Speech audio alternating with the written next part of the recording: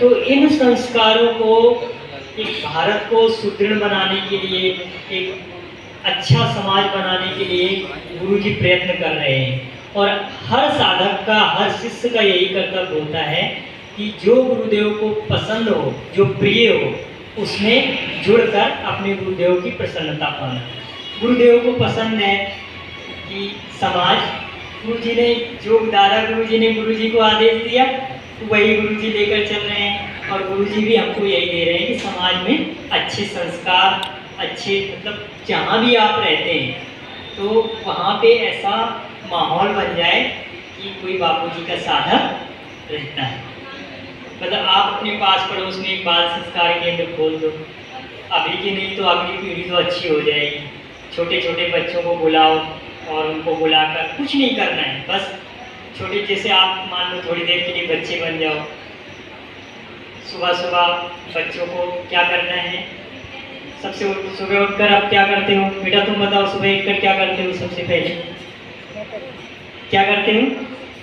Brush करते हो।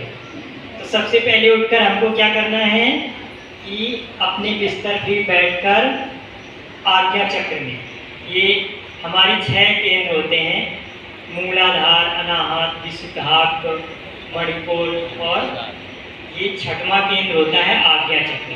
तो ये जो 6 केंद्र होते हैं उन सब का लाभ आज्ञा चक्र में ध्यान करने से प्राप्त हो जाता है, और बच्चों के लिए बहुत श्रेष्ठ होता है, क्योंकि यही केंद्र बुद्धि का केंद्र कहा जाता है, शिव केंद्र कहा जाता है, और इसको अंग्रेजी में पीनियल ग्रंथि कहते हैं।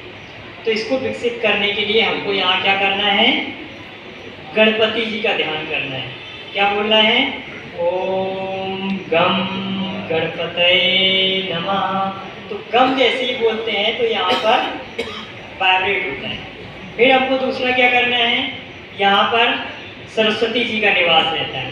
यहाँ पर उंगली रखते हुए अनामिका उंगली बोलना है ओम ऐं श्री सरस्वती नमः।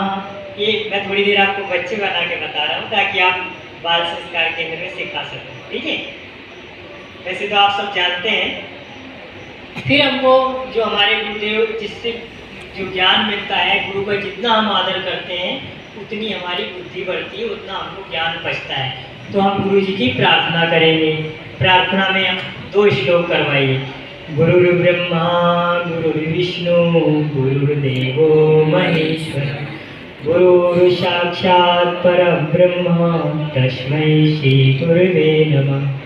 त्वमेव माता च पिता त्वमेव बन्धुश्च सखा त्वमेव विद्यातीर्णं त्वमेव सर्वं मम देव। हमने गुरु जी को प्रार्थना किया। इसके बाद हमको भूमि बंधन करना है। भूमि बंधन करते समय दोनों हाथों से हमको प्रणाम करना है। वैसे तो उसका मंत्र भी है, लेकिन धीरे धीरे बच्चों को सिखाते हैं। पहले सिंपल सिखाओ, फिर बाद में मंत्र भी सिखाओ।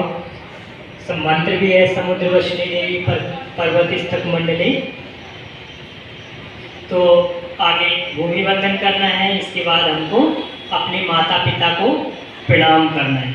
जो बच्चे आगे बढ़ना चाहते हैं वो माता पिता को जरूर प्रणाम करें, क्योंकि माता पिता का हमेशा ऐसा संकल्प रहता है कि हमारे बच्चे आगे बढ़ें।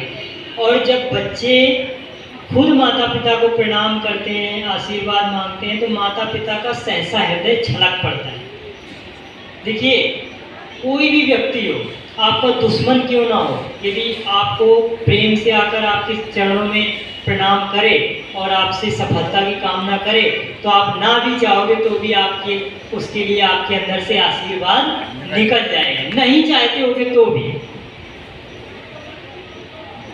और यदि आप जिनके प्रति प्रेम करते हो, जिनको आगे बढ़ाना चाहते हो, तो उनके लिए तो बहुत ज़्यादा हृदय छलक जाता है। तो बच्चों को माता पिता को प्रणाम करना है, और सुबह सुबह हमको कराग्रे कर दर्शन करना है। बैठे बैठे ही करना है बिस्तर पे। कराग्रे बसते लक्ष्मी, कर मध्य सरस्वती, कर मूले तो गोविंदाय, प्रभाते कर दर्शनम। अब कराग्रे बसते कैसे, बच्चों को ऐसे समझाओ। हम कोई भी काम करते हैं तो कैसे, किससे करते हैं? उंगलियों से। माँ घर में सब्जी कैसे काटती है? उंगलियों से। रोटी कैसे बनाती है? उंगलियों से। पिताजी कैसे काम करते हैं? कोई भी कार्य करते हैं ऑफिस का तो उंगलियों से करते हैं। और काम करने से क्या मिलता है? लक्ष्मी। लक्ष्मी आती है। तो लक्ष्मी कहाँ बसती है? अग्रभाग में। और मस्तिष्क की जो रेखा होती है हमारी, वो ठीक हमारी हथेली के बीच में पाई जाती है। आप सभी जानते होंगे, इतना तो जानते ही हैं लोग कि मस्तिष्क रेखा बीच में पाई जाती है। तो सरस्वती जी का वास कहाँ है? मध्य में। और पूरी सृष्टि का मूल क्या है? परमात्मा गोविंद। तो कर मूले तू गोविंद। तो मूल में क्या है? परमात्मा है। फिर आप उनको हथेली रगड़ने का सिखा दो। आजकल इसको विदेशों से घूम के आया है, इसको रैकी नाम दिया है, हीलिंग ऑन टच, रैकी बोलते हैं। ये हमारे यहाँ की चीज़ है, लेकिन कोई भी चीज़ जब बाहर से घूम के आ जाती है तो यहाँ का बड़ा प्रचलन होता है। तो आजकल ये बहुत करवाते हैं, विदेशों से आया है, इसका नाम दिया है रैकी। क्या करना है? दोनों हाथों को रगड़ना है। रगड़ो, दोनों हाथों को खूब रगड़ना है जब तक गर्म ना हो जाए। खूब रगड़ो और ओम का मंत्र बोलना है। इससे आंखों की रोशनी भी बढ़ती है और बुद्धि का भी विकास होता है। जब गर्म हो जाए तो दोनों हाथों को ऐसे रख लेना है।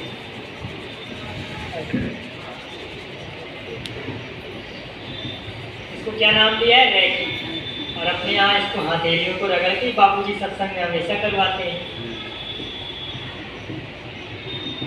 तो इस तरह से बच्चों को थोड़ा दूसरा रीजन भी बताते जाएं तो ज़्यादा अच्छा रहेगा। अब जैसे आजकल मोबाइल बच्चे बहुत ज़्यादा यूज कर रहे हैं, मोबाइल में बहुत अलग अलग चीज़ देखते हैं, माता पिता भी नहीं समझा पाते, टीचर भी नहीं समझा पाते। तो हम बाल संस्कार केंद्रों में, स्कूलों में जो कार्यक्रम ले जाते हैं उसमें बच्चों को ज़रूर बताएं। एक बच्चा मोबाइल उपयोग करते करते अपनी आंखें खो गए। जब डॉक्टरों के पास ये केस गया तो उन्होंने बताया कि अब इस बच्चे की 14 साल तक तो किसी भी प्रयत्न से रोशनी आने वाली नहीं है। क्यों आंखें चली गई उसकी? आंखें क्यों चली गई? मोबाइल उपयोग करने से। क्या होता है, जब हम किसी चीज़ को बहुत ज़्यादा देखते हैं, अब कोई भी काम करने की एक कैपेसिटी होती है। जैसे आप कोई काम बहुत ज़्यादा करोगे तो आपके हाथ पैर थक जाएंगे, मांसपेशियाँ थक जाएंगी। ऐसे ही जब आंखों से आप लगातार 1-1, 2-2 घंटा मोबाइल देखेंगे तो जो आपकी मांसपेशियाँ हैं ये पूरी थक जाएंगी।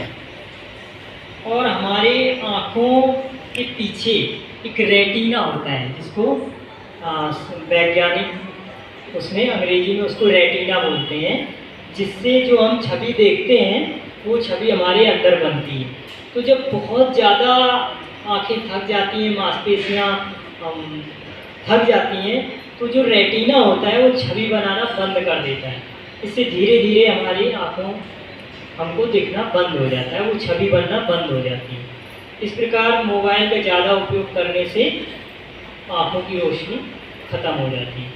इसलिए जो कंप्यूटर वगैरह क्लास सिखाते हैं उसमें सिखाया जाता है कि जब आप आधा घंटे स्क्रीन को देखते रहो तो थोड़ी देर के लिए 1 मिनट के लिए ज़ोर से आंखें बंद कर दो, खोलो ही नहीं। और फिर बीच बीच में कभी कभी दूर दूर देखो, दूर दूर तक नज़र डालो। मतलब कि कंप्यूटर की स्क्रीन से नुकसान ना हो इसके लिए सिखाया जाता है कि आपको कैसे अपनी आँखों का बचाव करना है। लेकिन बच्चों को जानकारी नहीं, तो मोबाइल में 2-2 घंटे, 3-3 घंटे, रात में 12-12 बजे तक, 1-1 बजे तक देखते रहते हैं, फिर रात को नींद नहीं आती है। इस प्रकार बहुत ज़्यादा नुकसान हो रहा है। तो हमको क्या करना है, ये सब योग संस्कार केंद्र जो चलाते हैं हम स्कूलों में, उनके माध्यम से और बाल संस्कार केंद्र के माध्यम से बच्चों को सिखाना है। करेंगे सभी इतना? अच्छा, बाल संस्कार केंद्र मेरे को तो बहुत सरल लगता है। मान लो आपको कुछ भी नहीं आता है तो आप कहानी सुना सकते हो, बच्चों को सुना सकते हो, आराम से सुना सकते हो। कोई बात आपने सत्संग में सुनी हो बता सकते हो। कोई आपको मतलब बहुत ज़्यादा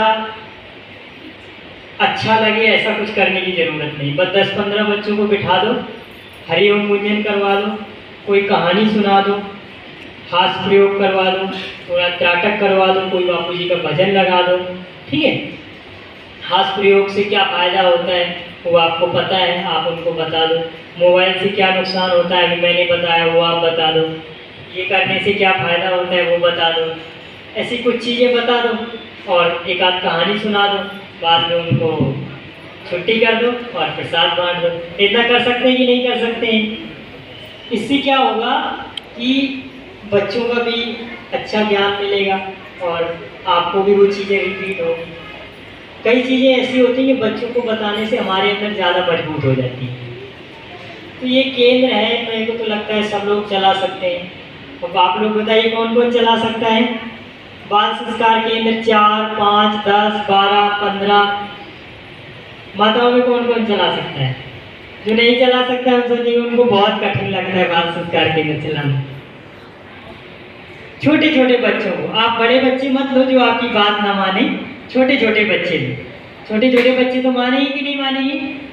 मानेंगे ना सबकी बात। कि देखो इतना तो आपको करना ही चाहिए। अगर आप गुरु के ज्ञान को बचाना चाहते हैं तो कुछ ना कुछ सेवा कार्य तो आपको पकड़ ही लेना चाहिए। और ये बाल संस्कार केंद्र की सेवा है, इसमें तो बापूजी ने गुरुदेव के श्री वचन है कि जो बच्चों को संस्कार देने की सेवा करेगा उसका हृदय अवश्य पवित्र होगा, अवश्य उसका हृदय अंतःकरण पवित्र हो जाएगा। बापूजी ने ये बोला है कि जो बच्चों को हास्य प्रयोग करवाएगा और बच्चों को ओमकार गुंजन करवाएगा उसके घर में किसी को भी हार्ट अटैक नहीं होगा, और जो बच्चों को कीर्तन करवाएगा उसके घर में कभी कंगालियत नहीं आएगी। कुछ चीज़ें बापूजी ने स्पेशल वरदान दे के रखी हैं। अब करना है कि नहीं करना आप लोगों के हाथ में। बापूजी ने तो आशीर्वाद दे के रखा है। मैंने बताया ना कि भाग्य किसका साथ नहीं देता है? जो पुरुषार्थ नहीं करता है। तो हमको अपना पुरुषार्थ करना है। हमारे पास पूरी जानकारी, अभी YouTube चैनल चलता है अपना बाल संस्कार केंद्र, उसमें बाल संस्कार केंद्र कैसे चलाना है उस शुरुआत से पूरे उसकी वीडियो बनते हैं। अगर आपको नहीं चलाना है तो आप वो LED में लगा दो तो हरि ओम गुंजन आएगा, फिर कहानी आएगी, चुटकुला आएगा, सारी चीज़ें उसमें बताएंगे। आप उसको एक बार देख लोगे तो आपको लगेगा कि बाल संस्कार केंद्र चलाना एकदम आसान है। और जब आप बाल संस्कार केंद्र चलाने लगोगे तो आपको स्कूलों में भी आराम से योग और संस्कार शिक्षा कार्यक्रम 1 घंटे का, आधा घंटे का ले सकते हो। हाँ, शुरुआत में थोड़ा सा डर लगता है। मेरे साथ भी ऐसा हुआ था। मैं पहली बार कानपुर गया था तो मेरे साथ जो भाई थे तो उन्होंने खाली मेरे को परिचय देने के लिए माइक पकड़ा दिया था। तो गर्मी के दिन थे, सर्दियों के दिन थे और मेरे को पसीना आ गया था। सच बोलता हूँ, पसीना आ गया था सिर्फ माइक पकड़ने से, बाकी कुछ नहीं था। मैंने बहुत डरते डरते अपना परिचय बोल पाया।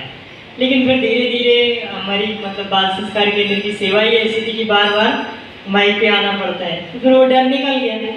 अब वो 500 लोग या 1000 लोग, अब डर नहीं लगता है माइक पकड़ने में। और सबके साथ भी यही होता है, खाली वो डर छुपा रहता है। एक बार करने लग जाओ तो वो करने हो जाता है। अब मेरे को तैरना नहीं आता था, बचपन की बात है, मैं पानी से बहुत डरता था। एक बार ऐसे वो ट्यूबवेल होते हैं ना, खेतों में सिंचाई करने के ट्यूबवेल होते हैं, उसमें एक कुंडी थी, तो सारे बच्चे नहाने गए थे, मैं बस देख रहा था, सब तैर रहे थे और मेरे भाई ने जोर से धक्का मार दिया, मैं गिर गया तो हाथ पैर पछाड़ के आ गया। अब मेरे को ऐसा रस आया कि मैं उससे निकलूँ ही नहीं। मेरा भाई बोलता है चलो चलना है, हो गया ना। मैंने कहा नहीं, अब मैं तैरना सीख गया, वो और ना होऊंगा। तो ये है डर, खाली जरा सा होता है। बस एक बार आप छलांग मार दो, या तो आप कोई, जैसे आपको नए सेवाधारी को तैयार करना है तो आप उसको ज़बरदस्ती एक बार खड़ा कर दो। जो भी पुराने सेवाधारी है वो ध्यान रखें कि नए लोगों को ज़बरदस्ती एक बार कर खड़ा, उससे ज़बरदस्ती बाल संस्कार केंद्र चलवाओ, ज़बरदस्ती उसको स्कूल में खड़ा कर दो।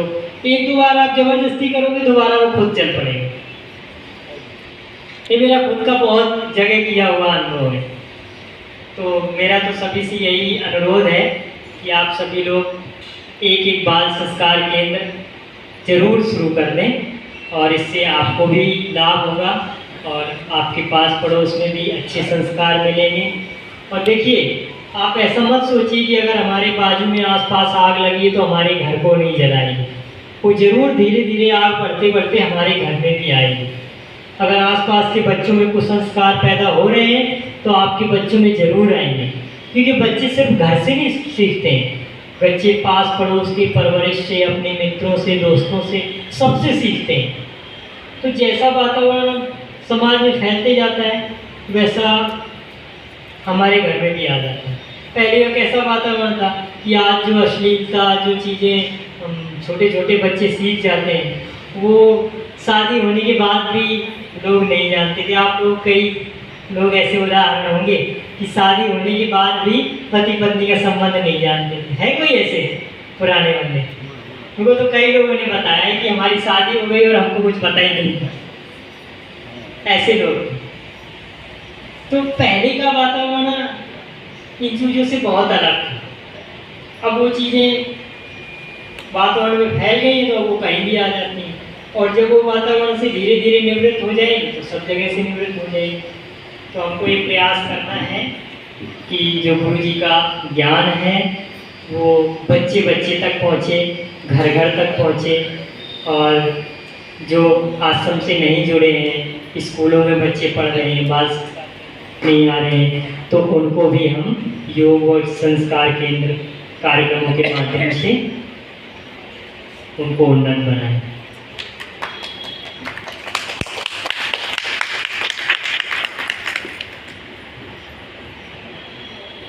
तालियां तो बजा दी लेकिन हाथ ऊपर नहीं कर रहे बाल संस्कार केंद्र के चलाने के लिए। तालियां जैसे बजा दे खत्म।